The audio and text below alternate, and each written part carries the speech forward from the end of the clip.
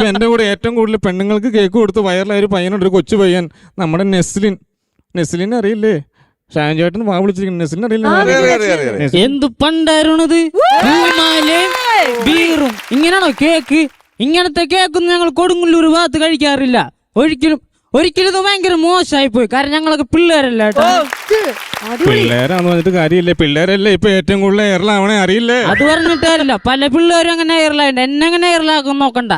ഇപ്പൊ ഞങ്ങള് വേറൊരാള് വന്നിട്ടുണ്ട്, കാറിടിച്ച് വയറിലായ വേറൊരാള്. ബൈജുവേട്ടാ ഇത് മോശമല്ല കേട്ടാ. വണ്ടിക്കാകുമ്പോ തട്ടും. ഒരുമാതിരി വർത്തമാനം പറയരുത് കേട്ടോ. അതെന്തായിട്ട് ഞാൻ നല്ല കാര്യമല്ലേ പറഞ്ഞത്. കേക്കിന്റെ പേരൊന്ന് പറയാവോ? ഇത് പ്ലം കേക്ക്, ഇത് ബിയർ ഒഴിച്ചു കഴിഞ്ഞാൽ ബിയർ കേക്ക്, റം ഒഴിച്ചു കഴിഞ്ഞാൽ റം കേക്ക്, അല്ലാണ്ട് എന്നാ കേക്ക്? ഒരു മര്യാദ വേണ്ടേ? ഒരു മര്യാദ. നിങ്ങളെ പേര് വല്ല ഇട്ടിട്ടുണ്ടോടേ? പേരിട്ടുണ്ട്, എയർ കേക്ക്. എയർ കേക്ക് അല്ലേ? 24 മണിക്കൂർ ഏറി പോണ ഒരാളെ ഉള്ളൂ. Dubai to Kochi, Kochi to Dubai.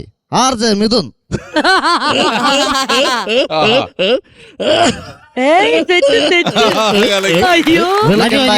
ഏറ്റവും കൂടുതൽ എയറിലായ വ്യക്തി ഇപ്പൊ ഞാനാണ്. എന്റെ ഒരു ക്ലാപ്പ് എന്ന് പറയുന്നത് ഇതുപോലെയല്ല, ഈ ഒരു ലെവലിലാണ് എന്റെ ക്ലാപ്പ്. എങ്ങനെയാണ് എയറിൽ പോയെന്ന് ചോദിച്ചത് വേറൊന്നുമല്ല. ഞാനിവിടെ ഷൂട്ട് കഴിഞ്ഞ് നേരെ ദുബായിക്ക് പോകും, ദുബായിൽ നേരെ കൊച്ചിക്ക് വരും. പക്ഷേ ഈ കഴിഞ്ഞ ദിവസം ഞാൻ ഈ കേക്കിലിടാൻ വേണ്ടിയിട്ട് ഒരു ഈന്തപ്പഴം പറിക്കാൻ നേരെ പനയുടെ മടലേക്ക് പിടച്ചു കയറി. അങ്ങനെ എയറിലായ ഒരു വ്യക്തിയാണ്. അപ്പൊ ഈ ഒരു ഈന്തപ്പഴം നിങ്ങൾക്ക് അറിയാൻ പറ്റും. ഈ ഒരു ഈന്തപ്പഴം നേരെ നമ്മുടെ പക്രു ചേട്ടന് കൈമാറുകയാണ്. എന്റെ ഏറ്റവും അടുത്ത സുഹൃത്താണ് പക്രു ചേട്ടാ. നമസ്കാരം, ഒരുപാട് സന്തോഷം. Thank you Mithun. പക്രു ചേട്ടൻ സത്യം പറഞ്ഞ് തിന്നു കളയരുത്, ഇതിനകത്ത് ഇടാറുള്ളതാണ്. കാരണം ഇത് ഇവിടെ ഇരിക്കട്ടെ.